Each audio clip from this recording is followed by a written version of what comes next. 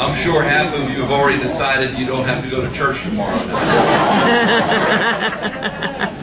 You know, Took, I knew you and I had a lot in common, but I never realized the no running water part, because after my kids get done taking their showers, I never have any problems. Okay.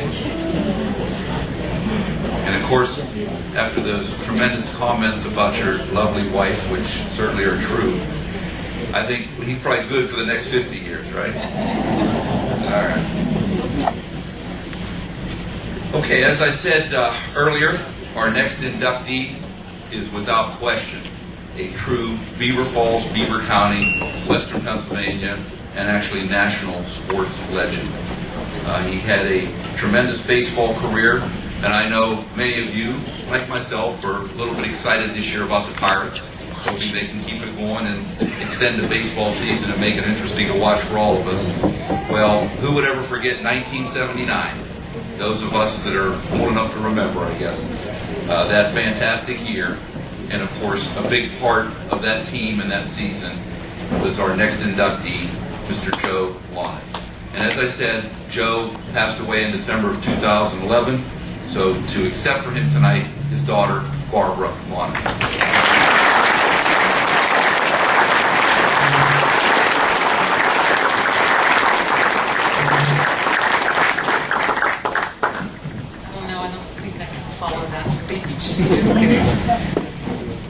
I know that I stand here by myself, but my mother, Alvita, my sisters Judy and Joyce and Nancy, and my oldest sister Maria, who is in Boston, who could not be with us, they would love to stand here with me, but I think they're a little more comfortable at the table. So I stand here alone, but certainly not physically.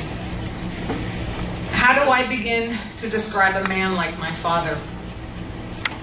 The American writer Clarence Kelland wrote this about his father. He didn't tell you how to live, he lived, and he let me watch him do it. My dad lived the same way.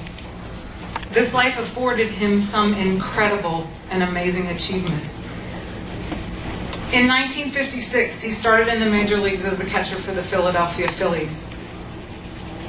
And he used to say that his playing stats were so bad that if a kid saw his baseball card in the ditch, he'd keep walking. Except this was a decade of Robin Roberts, his first roommate, and Richie Ashburn, and Bob Gibson, former teammates, Mickey Mantle, Hank Aaron, Whitey Ford, Stan Musial. My dad was certainly in good company. In hindsight, maybe that kid should have picked up that baseball card in the ditch instead of walking. His athleticism spanned other sports as well. He was a notable basketball player in the Beaver Falls American Legion team, a bowler with a 200 bowling average, and no one wanted to shoot pool with him. Hi, Judy and Joyce. Because he'd run the table. And at the age of 59, he out-punted the second best punter in the nation. After his playing career ended, my dad's achievements were more administrative. He was a scout for the Philadelphia Phillies and then managed a team for them in South Dakota before he signed on as the third base coach with Chuck Tanner in 1971 for the Chicago White Sox, then on to the Oakland A's in 1976, and then I believe in the first time in Major League history, he and Chuck and Al Monchak were traded for Manny Sanguillen to the Pittsburgh Pirates in 1977. But perhaps our father's greatest achievements and most memorable professional achievement was his role with the Pirates in 1979 on the World Championship team. His career spanned an amazing 50-plus years in Major League Baseball. Throughout that time, he was a teacher, a mentor, a role model for the younger players, giving him his unique kindness and respect. Training in the South with players of many different ethnicities and nationalities, and in a time when racial divide was prevalent, allowed his true nature to shine through. He would simply walk out of any establishment that would turn away a player because of racial prejudice. And Dickie Allen is a living testament to that.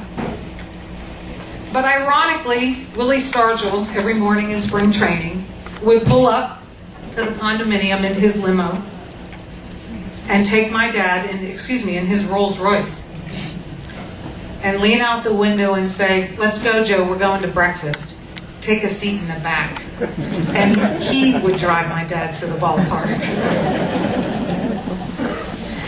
He flawlessly combined his professionalism with humanitarianism.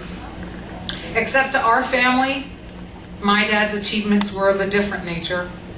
He was the same hard-working, gentle, selfless person, showing the same immeasurable kind spirit to our family as he displayed in his professional life. He always had a big smile on his face, ready for anyone. And that smile he gave you regardless of who you were and how you were feeling. And that one smile would fill the room if he were here tonight. Throughout his illness, he was kind and humble. And that radiant smile and that immeasurable kind spirit remained strong, despite the difficulty in communicating that Alzheimer's disease relentlessly achieves. Except Alzheimer's couldn't take that away from him.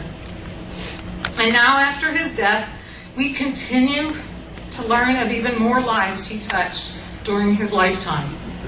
And perhaps that was his greatest achievement of all. American author Napoleon Hill once said, "If you can't do great things, do small things in a great way." And that was my dad, our dad, my mom's husband.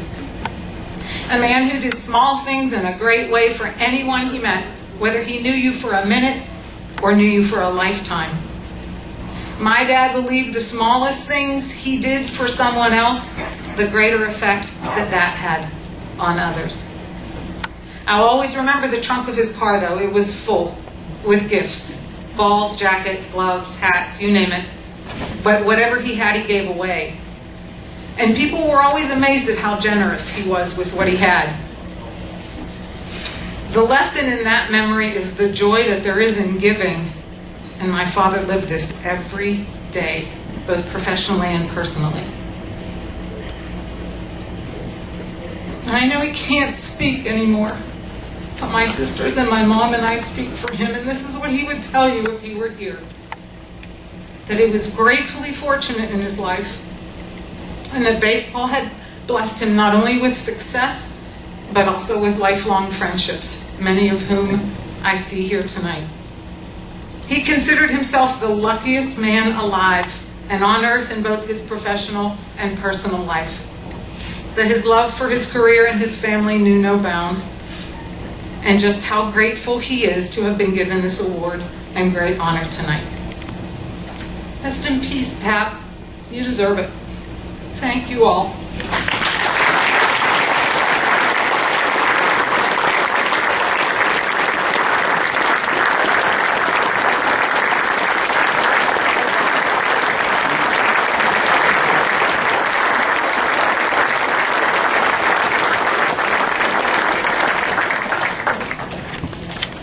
Thank you, Barbara.